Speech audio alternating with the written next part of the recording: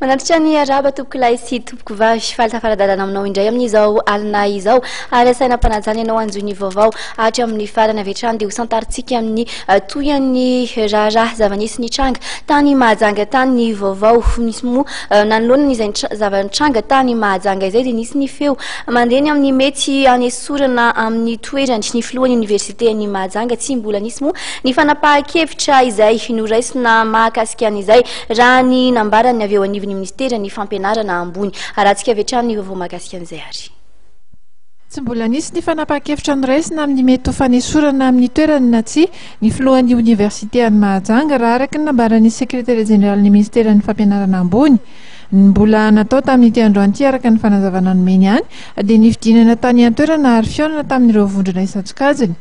vokatry ny fampiresahana teo amin'ny solotenan'ny ministera piasy ny solotenan'ireo piasa eo anivon'ny oniversite na ny HIPATR no nanambarany reto farany ny tsy fanekeny izay mety ho fanesorana izay nanamafy ihany koa izy ireo fa rary ny sazy nomena ireo mpianatra 420 izay fototry ny olana amin'izao fotoana izao satria dia nisy ny hitoratsimenitra izay nataony araka ny nambaran'izy reto ihany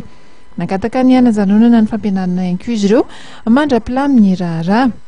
ho an'ireo mpampianatra indray dia tsy nilaza ny heviny izy ireo amin'ny tokony fanesorana na tsy ny filohan'ny oniversite any Mahajanga izay nangataka kosa nefa izy ireo ny mba anoizana ny fampianarana ho an'ireo izay mazoto sy ny andraisan'ny fanjakana ndraikitra amin'ny fiarovana ny ain'izy ireo amin'izany amin'izao fotoana izao moa dia fantatra fa mihoana amin'ny solotenan'ny mpianatra ity delegasiona avy amin'ny ministera ity ary mbola isy ihany koa ny fiainan'izy ireo amin'ny mpikambana eo amin'ny ivon'ny filan-kevim-pitantanan'ny oniversite ny Mahajanga